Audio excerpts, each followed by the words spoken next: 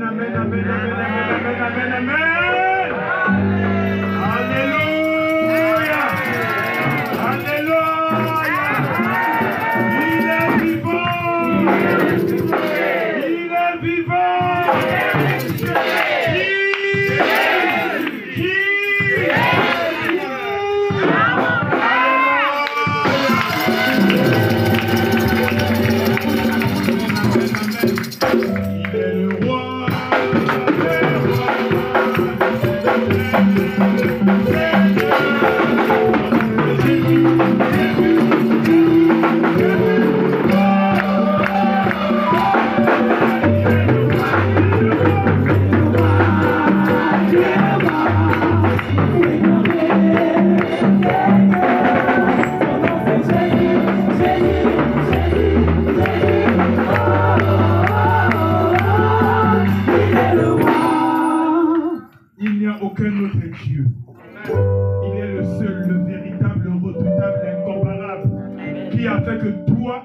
Nous soyons.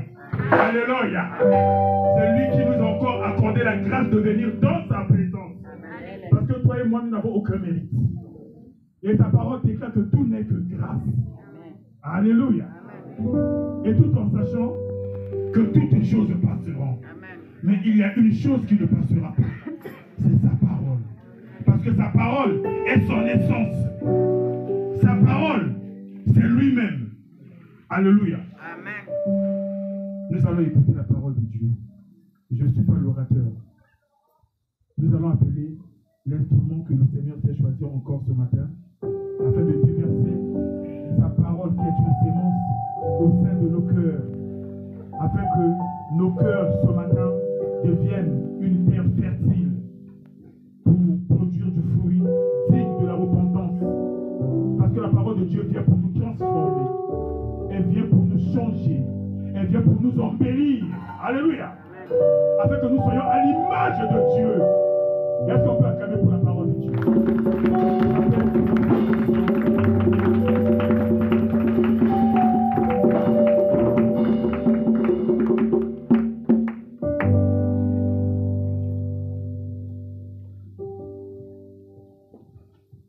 Alléluia. Amen. Alléluia. Amen. Vous êtes là ce matin? Si vous êtes là, vous pouvez acclamer.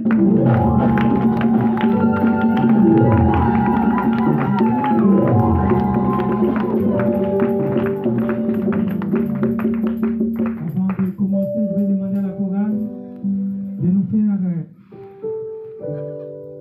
un petit cantique qui nous pousse un peu à entrer dans la grandeur.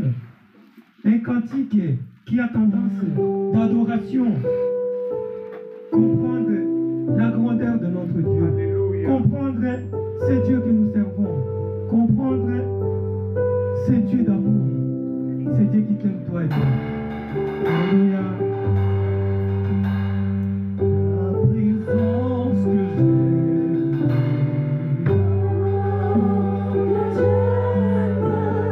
Ta présence que j'aime.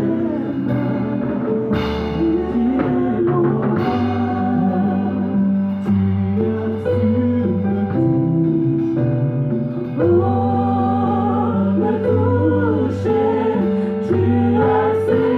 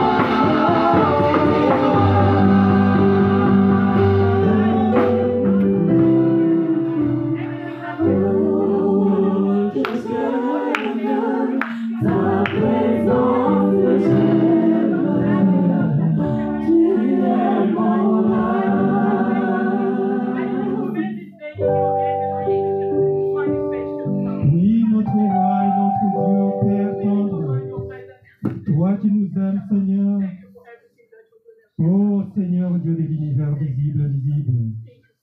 Dieu présent parmi ton peuple, Père, ce matin. Nous sommes là pour élever ton nom. Nous sommes là pour contempler ta gloire, contempler ta grandeur, contempler ce que tu es pour nous. Dieu puissant, Dieu fort, Dieu au-dessus de tous les dieux. Aucune force ne dépasse ta grandeur, Seigneur. Tu as créé toutes choses par ta force et par ta puissance. Tu restes le même aujourd'hui, hier et éternellement. Tu es le même. Tu ne changes pas. Que la gloire te revienne ce matin. Au nom de Jésus-Christ de Nazareth. Amen. Amen. Alléluia. Amen. Alléluia. Amen. Alléluia. Amen. Je vais demander à la chorale de prendre vos places. Merci. Bien-aimés, nous sommes là. Une semaine déjà qui vient de s'écouler dans la présence de notre Père pour chercher sa face. Une semaine de jeûne, une semaine de recherche de communion avec notre Père. Toi qui as été créé pour chercher la face de ton Père. Toi qui as été créé pour vivre en communion avec ton Dieu. C'est Dieu qui t'a créé à son image. C'est Dieu qui s'appelle Yahweh. C'est Dieu qui s'appelle Jéhovah Jireh. Le Dieu de toute puissance. Le Dieu de toute magnificence. C'est celui-là ton Père. C'est celui qui te dit, tu es mon fils, tu es ma fille, je t'aime, je t'ai engendré. Créé à l'image d'un Dieu vivant, créé à l'image d'un Dieu puissant, c'est celui-là ton Père. Il t'a fait beau, il t'a fait belle, il t'a embelli de tout ce qu'il fallait qu'un père puisse faire à son fils ou à sa fille. Élevé au-dessus de toute créature, c'est ce que Dieu avait fait de toi. La lumière qui brille au-dessus de la montagne, c'est ce que Dieu avait fait de toi. Vivre pour être la tête et non la queue, c'est ce que Dieu avait fait de toi. La lumière du monde, c'est ce que Dieu avait fait de toi. Briller de mille feux, c'est ce que Dieu, l'Éternel des armées, avait fait de toi. Mais où sommes-nous aujourd'hui de ce feu qui doit briller, de ce feu qui doit consumer les adversaires? Dieu qui a mis tout pouvoir en toi. Il avait mis tout pouvoir en toi. Il avait mis toute autorité en toi. Il avait mis de la force en toi pour résister à toute tempête, pour résister à toute force négative qui ne confesse pas son nom. C'est ça ce que Dieu avait fait de toi. Tu étais quelqu'un qu'on ne peut pas vaincre. Quelqu'un qui doit terrasser ses ennemis. Parce que tu vivais avec les lions de la tribu de Juda. Mais aujourd'hui, qu'est-ce que tu es devenu? Qu'est-ce que tu es devenu, enfant de Dieu? Toi dont ton Père avait tout mis à ta disposition. Ce matin, le Seigneur veut t'interpeller. Il veut t'interpeller d'abord de par la nature qu'il avait mis en toi, la nature d'un Dieu. Le Seigneur nous dit que tu es un Dieu, que tu es un Dieu, fait à la nature d'un Dieu, fait à l'image d'un Dieu. Tu t'appelles un Dieu. Mais tu es réellement un Dieu aujourd'hui quand Dieu te regarde et tu restes ce même Dieu qu'il a créé depuis le commencement des temps. Ou tu es un Dieu déchu de ses fonctions. Et c'est la raison que Dieu nous pousse ce matin et que Dieu a donné ces programmes afin de pouvoir nous réconcilier avec le Père. Bien-aimés les jeunes, pour toi, qu'est-ce que ça veut dire? Qu'est-ce que ça veut dire pour toi, les jeunes? Oui, les jeunes, il y en a d'autres qui jeûnent pour jeûner. Il y en a d'autres qui jeûnent parce que je veux me faire voir. Il y en a d'autres qui jeûnent parce que ils veulent intensifier, ils veulent perfectionner les relations avec le Père. Ils veulent vivre la communion parfaite avec le Père. Rester au pied de ce Dieu qui les a créés. Et les autres, ils font les jeûnes parce que ils ne sont pas mis en conformité de ce que Dieu voulait qu'ils soient. Ils ont dévié de leur parcours. Ils ont dévié de leur chemin auquel le Seigneur les avait montré. Je place devant toi la vie et la mort. Mais notre Père, le Père de la miséricorde, nous avons demandé de choisir la vie pour que nous puissions vivre. Et c'est la raison pour laquelle nous n'avons pas choisi la vie. Nous nous sommes égarés. Nous venons comme ces enfants, cet enfant prodige qui a dit qu'il avait perdu la raison de vivre. Il avait dévié de son chemin. Et cet enfant qui revient auprès de son père pour dire: j'ai mal agi et je reviens à toi, papa, pour chercher la réconciliation avec toi. C'est la raison pour laquelle nous sommes là aujourd'hui.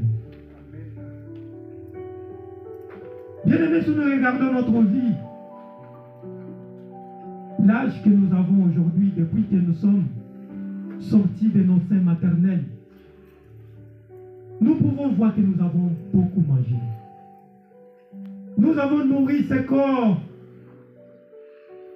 ingrats. Nous l'avons nourri de beaucoup de nourriture, de merveilleuses nourritures qu'on peut appeler. Le corps a mangé et le corps continue à manger jusqu'aujourd'hui. Si nous regardons les tonnages, si nous pouvons peser en tonnage la quantité ingurgitée par notre corps par rapport à la quantité que nous avons nourri notre esprit pour vivre en communion avec le Père, nous allons voir la tendance de la balance qui va peser plus sur le corps. Le corps va plus peser que notre esprit. Et à nous de nous poser la question que nous dit la Bible. Jésus nous dit que l'homme ne vivra pas seulement le pain, mais l'homme vivra de toute parole qui sort de la bouche de Dieu. Alléluia, bien-aimé. Toi qui as tant nourri ton corps, des tonnes et des tonnes de nourriture, qu'as-tu fait de ton esprit? Qu'as-tu fait de ton esprit? Les corps jusqu'aujourd'hui continuent à manger. Ces corps qui devient lourd. Ces corps qui devient lourd et de plus en plus lourd. Ça pèse même.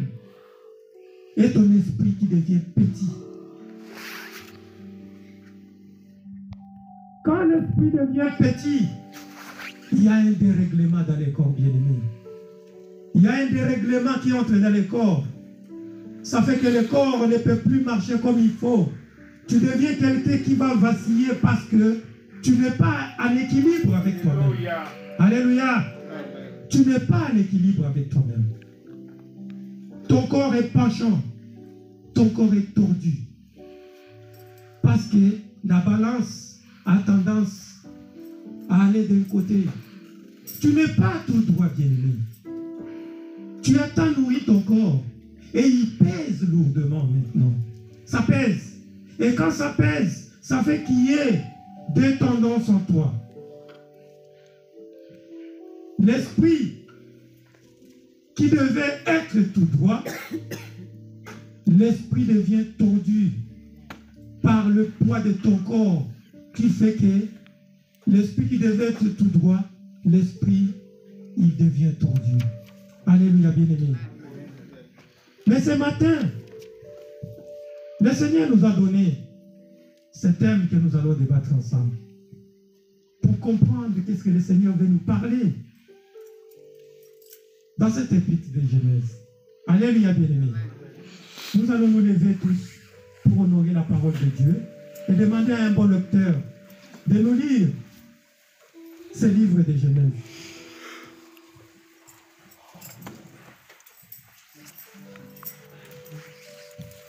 Voici la postérité d'Isaac, fils d'Abraham.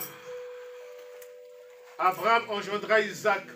Isaac était âgé de 40 ans quand il prit pour femme Rebecca, fille de Bethuel, l'araméen de Pandam d'Aron, et sœur de Laban d'araméen.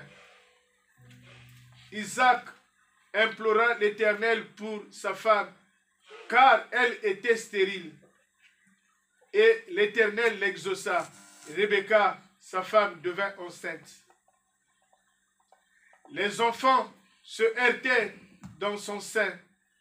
Et elle dit, s'il en était ainsi, pourquoi suis-je enceinte? Elle alla consulter l'Éternel. Et l'Éternel lui dit, 2 nations sont dans ton ventre, et 2 peuples se sépareront aux sorties de tes entrailles, et un de ces peuples sera plus fort que l'autre, et le plus grand sera assujetti au plus petit. Les jours où elle devait plutôt accoucher s'accomplirent, et voici, il y avait 2 jumeaux dans son ventre. Le premier sortit entièrement roux, comme un manteau de poils, et on lui donna le nom d'Ésaü. Ensuite sortit son frère, dont le matin tenait le bâton d'Ésaü. Dans la main plutôt tenait le bâton d'Ésaü, et on lui donna le nom. Le talon. Ah, tenait le talon plutôt, le talon d'Ésaü, et on lui donna le nom de Jacob. Isaac était âgé de 60 ans lorsqu'il naquit. Ses enfants grandirent. Ésaü devint un habile chasseur et un homme de champ.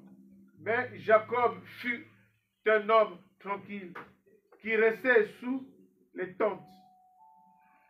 Isaac aimait Ésaü parce qu'il mangeait du gibier, et Rebecca aimait Jacob.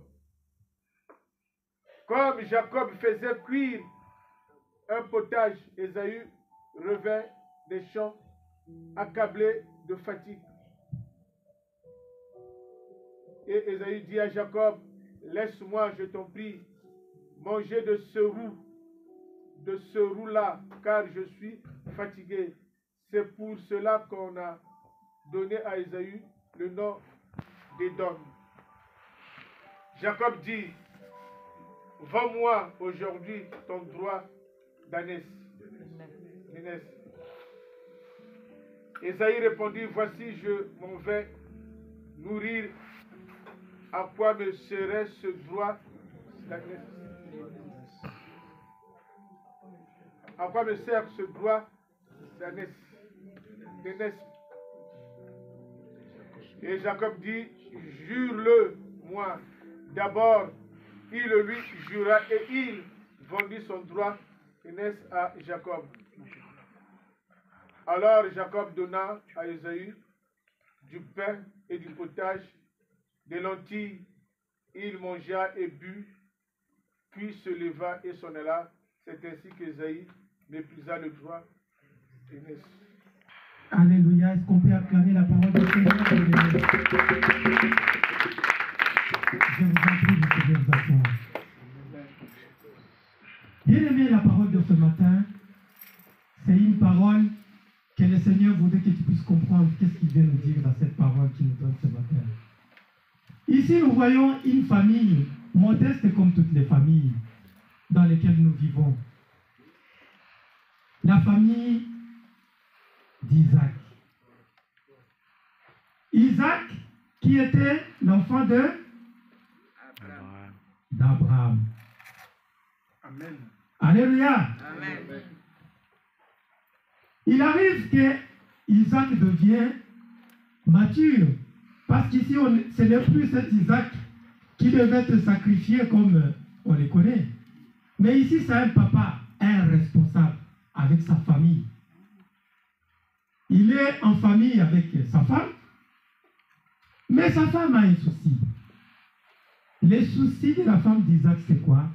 Sa femme est stérile. Et ne parvient pas à avoir des enfants. Isaac, depuis sa naissance, c'est un enfant de la promesse.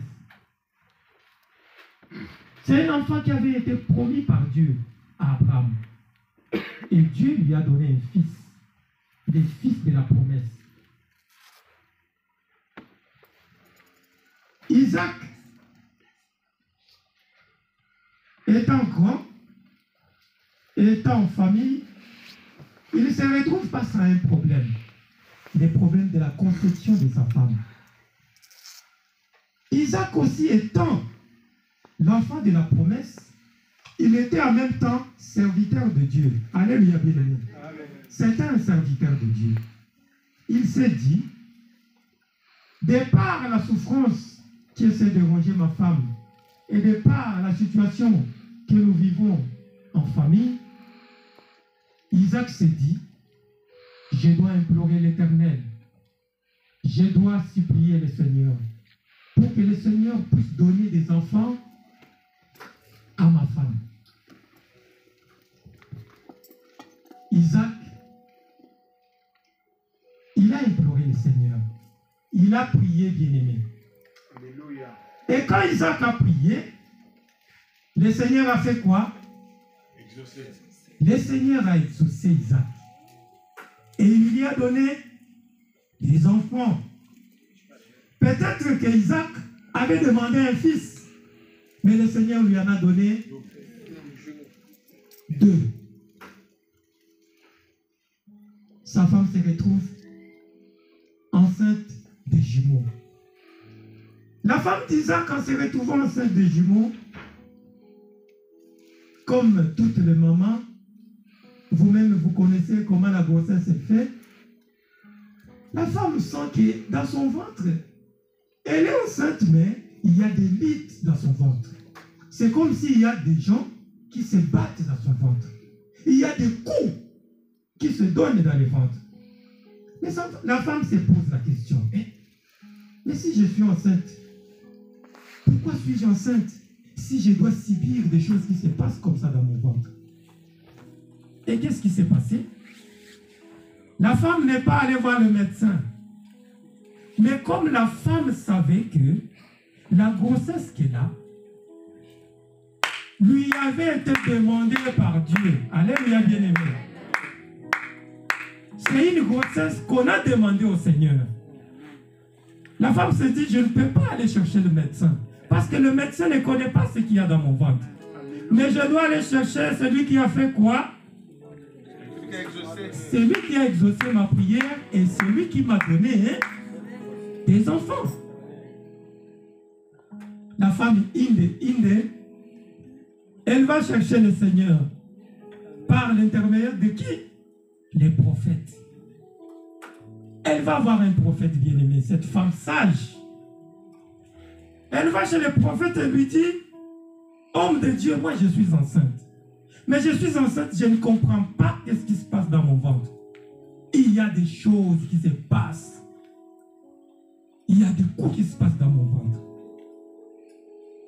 Et l'homme de Dieu, qui était déjà inspiré par le Seigneur, lui dit, femme, ce qui se passe dans ton ventre, c'est que le Seigneur t'a donné des enfants. Et les 2 enfants que tu as, ce sont des nations qui sont dans ton ventre. Il y a des nations dans ton ventre. Et les 2 nations qu'il y a dans ton ventre, c'est qu'il y a un problème de leadership qui se passe dans ton ventre. Alléluia. Il y a un problème de leadership dans ton ventre. Les deux nations, au sorti de ton ventre, ces deux enfants, ils vont faire quoi? Ils vont se séparer. Ils vont se séparer.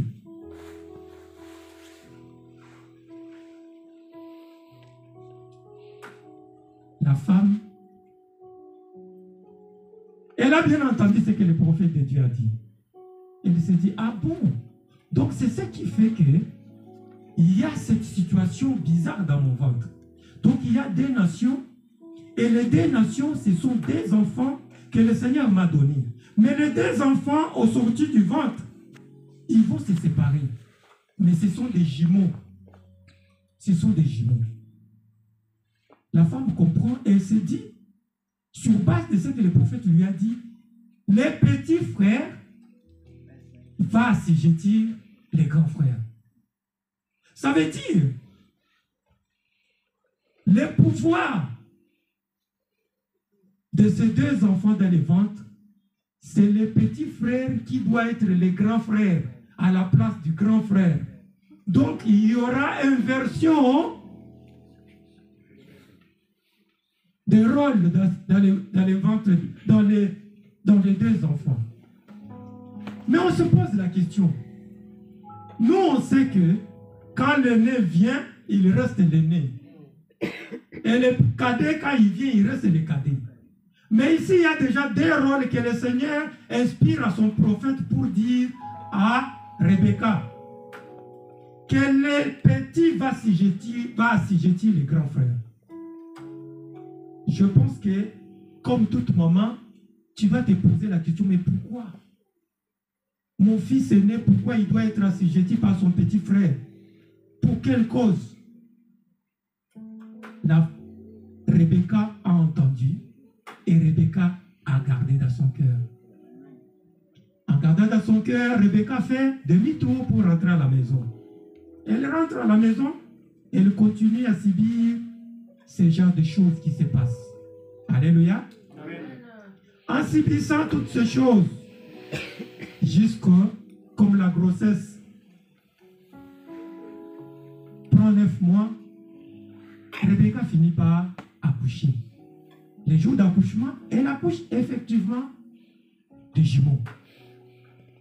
Elle a une chose qui avait interpellé Rebecca. Le jour où elle est en train d'accoucher, où la sage-femme est en train de faire sortir l'enfant, curieusement, les enfants qui étaient dans le ventre, Ésaü sort le premier. Mais Ésaü, en sortant, le petit frère lui tient le pied. Est-ce que vous avez déjà vu ce phénomène? Une femme à la maternité qui accouche, elle a des jumeaux, l'enfant l'aîné sort, et l'aîné qui sort, il y a son petit frère qui le tient le pied derrière. C'est comme s'il lui disait, toi tu rentres derrière, moi je dois sortir avant. Une chose, un phénomène qui n'a jamais existé dans le monde bien. Des bébés qui se combattent dans les ventres de leur maman. Et en sortant, on voit ce phénomène qui se fait voir. La sage-femme fait sortir les enfants. Les papas étant le serviteur de Dieu, lui il voit ses enfants. Les enfants grandissent et l'œuvre du Seigneur commence à se manifester au travers de ses enfants. Qu'est-ce qui se passe?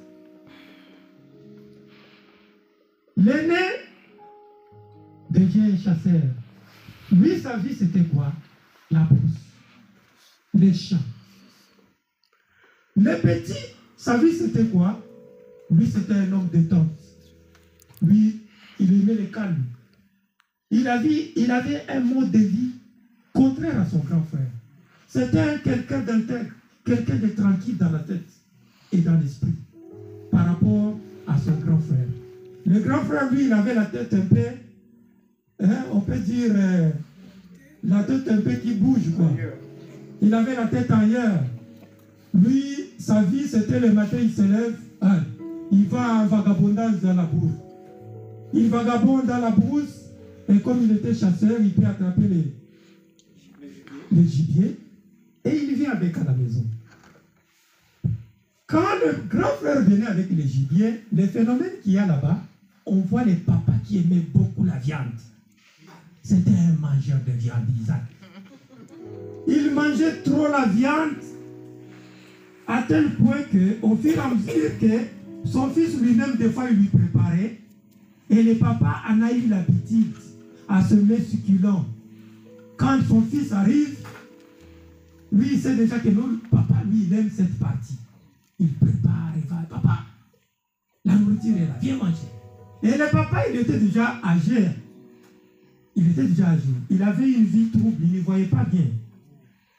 Il ne pouvait pas voir comme il fallait. Mais il attendait la voix, il savait distinguer ses enfants par la voix ou par le toucher. Esaïe, lui, avait beaucoup de poils, qu'il n'avait pas Jacob. Et qu'est-ce qui s'est passé? La femme prépare à manger et le papa, il est habitué à manger. Quand le papa est habitué à manger, il est content. Il peut raconter tout à Esaïe. Jacob, lui, sa vie, c'est un homme tranquille, un homme posé dans la tête et à l'esprit. Lui, sa vie, c'est dans les tentes. Mais quand on voit les tentes dans l'Ancien Testament, les tentes, c'est un lieu de repos, un lieu de prière, un lieu de communion avec Dieu. Alléluia, bien-aimé. Un lieu d'écoute du Seigneur. C'est ça la vie de Jacob. Lui, il aimait cette vie. Être à l'écoute du Seigneur. Être en communion avec Dieu. Écouter qu'est-ce que le Seigneur dit. Chose qui était différente de son grand frère. Après, il arrive un jour où l'aîné va en brousse pour chercher à manger. Alléluia. L'aîné va en brousse chercher à manger. Ce jour-là, le Seigneur a fait les choses comme bon lui semble. Alléluia. Lui qui avait tendance tous les jours en allant en brousse chercher du gibier, il captive, il vient préparer pour son père. Mais ce jour-là, c'était la sécheresse. Il va en brousse, il n'attrape rien. Il fait tout, il n'attrape rien. Il rentre réduit à la maison. Et en rentrant réduit à la maison, fatigué, affamé, donc il ne va pas préparer pour son père. Lui non plus, il n'a rien à manger. Et c'était une famille qu'on peut supposer la famille d'un serviteur de Dieu. On voit les grands frères qui préparent, ils mangent avec le papa. C'est comme s'il n'y avait pas une belle communion. À l'âge qu'avait Isaac, il n'y avait pas vraiment une communion en famille. Et les tendances étaient un peu renversées. La maman qui aime Jacob et le papa qui aime Esaü. C'était deux tendances dans la maison. Et la vie de prière vraiment intense en famille, c'est comme s'il n'y en avait pas. Et ce jour-là, qu'est-ce qui se passe de lui? L'enfant revient affamé. Arrive à la maison, il raconte son petit frère qui est en train de préparer une soupe de lentilles. Il lui demande, est-ce que tu peux me donner à manger? Le grand frère lui dit, oui, je vais te donner, mais à une condition. Le petit frère, Jacob, qui dit à Esaü, je vais bien t'en donner, mais à une condition, que tu me vendes ton droit d'aînesse. Alléluia. Les droits d'aînesse qui étaient réclamés avant dans les ventes. Cette fois-ci, maintenant, il faut l'accomplissement. Alléluia, bien-aimé. Il faut l'accomplissement. Il demande à son grand frère de lui donner son droit d'aînesse. Le grand frère, comme il est affamé, fatigué, qu'est-ce qu'il dit? Mais moi, je m'en fous de ce droit d'aînesse. Qu'est-ce que ça va me faire? Je n'ai rien à foutre de ce droit d'aînesse. Tu peux le prendre. Mais moi, ce qui m'importe, c'est que je puisse manger. Alléluia. Moi, c'est manger. Remplir mon ventre. Ah, quand il dit ah bon, donc les droits d'aînesse pour toi ça ne vaut rien. ok, donne-le-moi. Et avant de me les donner, il faut me jurer que tu ne vas plus les récupérer. Alléluia. Jure-moi devant Dieu que tu ne vas plus les récupérer. Le grand frère, excuse-moi le terme bête qu'il était, il sait de son droit d'aînesse. Alléluia. Bien-aimé, la Bible nous dit, ce que tu lieras sur terre sera lié où? Sera lié au ciel. Et ce que tu délieras sur terre sera délié au ciel. La Bible nous dit encore quoi? La Bible nous dit que la mort et la vie sont au pouvoir de la langue. Jacob savait tout ça. Alléluia. Jacob savait tout ça parce que c'était un homme de Dieu. Je viens de vous énumérer comment est-ce que lui il était. Il était en communion de Dieu. Ça veut dire c'est quelqu'un qui connaissait la parole. Et il avait emprisonné son grand frère. Par quoi? Par la parole. On se retrouve dès l'Ésaïe dépouillé de son droit d'aînesse à cause de quoi? La nourriture. Il est dépouillé. Bien-aimé,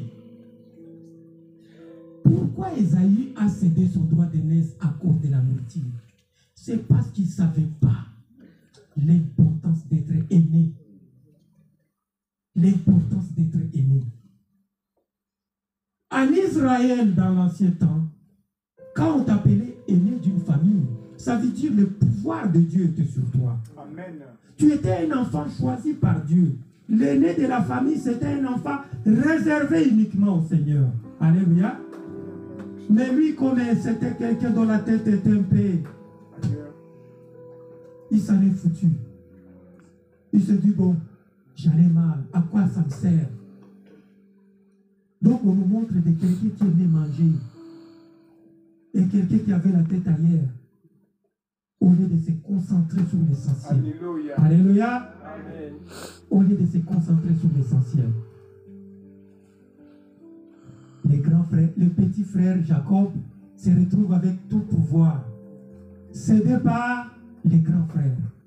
Le pouvoir que lui combattait déjà à partir du ventre devient maintenant effectif, bien accompli. Alléluia. Qu'est-ce qui se passe ici? Jacob, c'était un homme inspiré par Dieu bien-aimé. C'était quelqu'un qui avait l'inspiration du Seigneur. Parce que le Seigneur préparait un plan pour l'humanité. Isaac, son père, venait d'Abraham. Abraham qui était l'homme de toutes les promesses du Seigneur. Le Seigneur lui avait promis que tu auras une descendance innombrable qui tu ne sauras pas compter. Et c'est dans cette descendance que viendra qui? Le Messie, qui est le sauveur de l'humanité aujourd'hui. Alors le Seigneur savait que Dieu lui-même dans les ventres avait déjà choisi qui serait l'ancêtre de Jésus-Christ. Et c'est comme ça que le rôle était inversé. Parce que Ésaü, c'était un homme charnel. C'était un homme comme tout homme qui aime faire les choses contraires à la volonté de Dieu. Mais Jacob, c'était un homme concentré. Un homme qui est attaché au Seigneur. Un homme qui voit que sa vie ne dépend que de Dieu. Et sa vie ne doit qu'être en communion avec le Seigneur. Alléluia. Alléluia, bien-aimé. Et c'est comme ça que Jacob est parvenu à avoir l'autorité suprême pour s'interposer comme étant l'ancêtre par lequel Jésus-Christ allait venir. Maintenant, qu'est-ce qui se passe ici? La chose que je vais vous révéler ce matin, c'est ce que le papa avait fait, bien-aimé. Le papa, c'était un homme de Dieu. Isaac, c'était un homme de Dieu. Isaac, au fur et à mesure qu'il mangeait les viandes, qu'il aimait manger, il s'est retrouvé que l'onction avait baissé. Alléluia. L'onction d'Isaac avait baissé. Et quand l'onction baisse, on n'est plus à l'écoute de la voix du Seigneur. Il ne pouvait pas écouter l'ainsi dit l'Éternel, parce qu'il avait fait de son corps tellement lourd que l'esprit ne pouvait plus capter les voix du Seigneur. Ça lui échappait. Il commençait à vivre selon la chair. Trop manger. Quand tu finis de manger, tu dois faire quoi? Dormir, fatigué, ronfler même au lieu de chercher la face du Seigneur. Alléluia. Dors. Un serviteur qui dort, il mange, il dort. La vie de prière, il n'y en a plus. Et comme il n'y a plus la vie de prière, qu'est-ce qui se passe? Il arrive au moment où il veut bénir les enfants. Alléluia. Il veut bénir les enfants. Comme il n'a plus la vision spirituelle de Dieu, il n'est plus à l'écoute du Seigneur pour lui montrer de ce qu'il va faire sur les enfants. Lui, il fait quoi? Et comme il était déjà trop affectif de son fils Esaü, lui, il se voit que non, c'est lui que je dois bénir. C'est mon fils Esaü parce que je l'aime. Il m'offre beaucoup à manger. Je l'aime parce que je mange trop la viande et c'est vraiment un fils agréable, quoi. Et c'est celui que je dois donner cette bénédiction. Jacob, lui, non. Et la bénédiction doit appartenir au fils aîné. Donc, lui seulement, va aller chercher encore la bouffe, mon fils. Va encore en brousse, cherche-moi à manger. Comme ça, je vais te bénir. Bien-aimé, le destin de Dieu va être dévié par un homme. Pourquoi? Parce qu'il n'est plus en communion avec Dieu. Maintenant, qu'est-ce qui s'est passé? La femme étant éveillée dans la prière. Rebecca, c'était une femme de prière. Rebecca, c'était quelqu'un d'attaché au Seigneur. Qu'est-ce que Rebecca a fait? Étant toujours dans la prière, elle est restée toujours avec ce que le Seigneur lui avait dit. Des nations se sépareront. L'aîné, le petit, va assujettir les grands. C'est le petit qui doit être grand. La maman, cela lui est resté dans la tête. Amen. Et quand il a compris que le papa avait dévié le destin de Dieu, c'est en ce moment-là que la maman a essayé de changer les choses. Alléluia. Amen. La maman a changé les choses. Là où le papa veut faire des choses néfastes, veut dévier le destin de Dieu, la maman a corrigé le mari, mais intelligemment. Parce qu'à l'époque ancienne, la femme n'avait pas autorité sur l'homme, n'avait pas autorité sur le mari. Donc pour reprocher le mari, tu ne peux pas lui dire « Ah mais yo, non, elle ne pouvait pas faire ça. Jusqu'aujourd'hui. Jusqu'aujourd'hui, à Israël. Alléluia.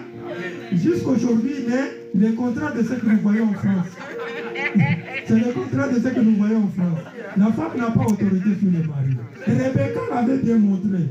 Et Rebecca avait compris que son mari est en erreur. Mais au lieu d'aller lui dire non, mon mari, regarde ce que tu veux faire. Regarde ce que Dieu m'avait dit. Non.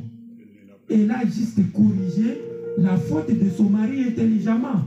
Juste pour que la famille reste en communion avec le Seigneur. Alléluia, bien-aimé. Maintenant, ce que nous venons de voir, qu'est-ce que ça nous inspire, bien-aimé? Qu'est-ce que ça veut nous parler ce matin? Qu'est-ce que le Seigneur veut nous dire? Nous qui venons d'écouter cette histoire merveilleuse. Le Seigneur veut simplement nous dire, toi et moi, de comprendre que la chair ne doit pas dominer ton esprit. Tu dois être quelqu'un d'éveillé, bien-aimé. Ne sois pas comme Esaü, ne sois pas comme Isaac. De trop manger. Tu as trop nourri ton corps. Tu as trop nourri ton corps de mains auxquelles on ne peut pas, innombrables même, que toi-même tu n'arrives même pas à compter de ce que tu as nourri ce corps. Le corps ne te donnera jamais merci, bien-aimé. Mais ton cœur, c'est ce qui compte aux yeux de Dieu. Ton cœur, c'est ce qui est le meilleur devant Dieu. Combien de fois, bien-aimés, ne nous en avons pas fait vendre à cause de la nourriture. Ici, nous voyons Esaü qui a vendu son autorité. Esaü qui a vendu sa grâce. Esaü qui a vendu son pouvoir. À cause de quoi? À cause de la nourriture. Bien-aimés, la nourriture, ce n'est pas seulement auxquels nous avons vendu notre vie. Nous avons vendu notre vie dans la prostitution. Nous avons vendu notre vie dans les mensonges. Nous avons vendu notre vie dans la sorcellerie, dans la magie, dans l'immoralité. Nous avons vendu notre vie dans la débauche. Nous avons vendu notre vie en cherchant la vie pressée de la terre. Une vie pressée. Combien d'enfants de Dieu bien-aimés aujourd'hui? Combien des hommes de Dieu aujourd'hui, ils se sont laissés vendus par le diable parce qu'ils cherchent une vie pressée, une vie d'être bien seulement sur la terre. Mais la vie que le Seigneur nous a donnée, bien-aimés, c'est une vie éternelle. Vivre avec lui, éternellement auprès de lui. La Bible nous dit, à quoi sert à un homme de gagner le monde si tu perds ton âme? Alléluia. À quoi ça sert de gagner tout? Si tu te vends, tu perds ton âme, bien-aimé. La vie est plus précieuse que le matériel. La vie est plus précieuse que ce que tu peux avoir, bien-aimé. Ce qui compte aux yeux de Dieu, c'est ta vie et ta communion avec lui. Ne te laisse pas égarer par ce qui se passe dans ta vie, par ce qui est le matériel t'inspire. Mais ta vie est plus précieuse que le matériel que tu chercheras. Combien ont vendu leur âme à Satan en cherchant d'avoir l'argent? Combien ont vendu leur virginité, nos filles, pour un plaisir de quelques minutes? Bien-aimé, cherche la communion avec ton Dieu. Cherche la communion avec ton Dieu. Ne sois pas quelqu'un qui doit donner importance à la chair. La chair ne te donnera jamais merci. Au contraire, la chair va t'égarer, comme a égaré Ésaü. Ésaü avait de la grâce, bien-aimé. Ésaü avait de la grâce. Il y avait une grâce qui était sur lui, mais que lui n'avait pas compris, parce qu'il avait trop donné importance dans la chair. L'histoire d'Ésaü, c'est la même histoire avec Judas, bien-aimé. Judas, c'était quelqu'un qui avait de la grâce. Et c'est pourquoi il avait été choisi par Jésus-Christ, pour être disciple. Mais qu'en avait-il fait de cette grâce qui était en lui? Il est fini par se perdre, parce qu'il avait donné importance à la chair, les plaisirs du monde. Il a loupé la vie éternelle. Bien-aimé, pense à ta vie. La leçon d'aujourd'hui doit t'interpeller que tu es un enfant de Dieu. Que tu es appelé à vivre en communion avec ton Dieu. Que tu ne dois pas te laisser distraire par le manger. Le jeûne est plus important. Si Isaac, c'était quelqu'un de concentré, quelqu'un qui reste toujours comme il était avant, parce que c'est lui qui avait demandé des enfants à Dieu, et Dieu a exaucé. Ça veut dire qu'il était juste. La Bible nous dit quand les justes crient, Dieu entend. Il a demandé au Seigneur et le Seigneur lui a donné les enfants. Mais comment se fait-il qu'il n'a pas pu continuer à regarder ce Seigneur qui lui a donné des enfants et il a dévié, bien-aimé? Sois ce que le Seigneur t'a appelé à être, bien-aimé. Reste en communion avec ton Père. La chair ne te dira jamais merci. Mais la chair est là pour t'amener tout droit en enfer et te faire perdre l'équilibre de ta vie avec Jésus. La communion avec Christ, c'est ce qui importe. La vie va passer, les choses vont rester, mais seule l'intimité avec Jésus restera avec toi. Bien-aimé, les jeûnes que tu fais, ne regrette pas. Ce que tu cherches, à tordre ce cœur, à tordre ce corps qui cherche à t'amener en enfer. Il faut tordre le corps que tordre ton cœur. Le corps pèse lourd et ça t'empêche de prier. Ça t'empêche d'être en communion avec ton Dieu. Plus tu manges, tu n'arrives plus à prier. Tu n'arrives plus à rester en communion avec ton Dieu. Un temps de jeûne dans la vie d'un enfant de Dieu est trop précieux, bien-aimé. Un temps de jeûne dans la vie d'un enfant de Dieu, c'est un temps que le Seigneur t'offre pour chercher sa face intensement. Pour chercher à entrer en communion avec ton Dieu. Chercher à réparer là où tu avais perdu l'intimité avec ton Dieu. c'est le temps auquel tu dois profiter. C'est un temps fort de l'église auquel un enfant de Dieu doit se donner intensement et ne doit pas louper. Alléluia, bien-aimé. Laisse que cette parole ce matin entre en toi et t'aide à vivre la communion avec ton Dieu pour l'éternité. Alléluia.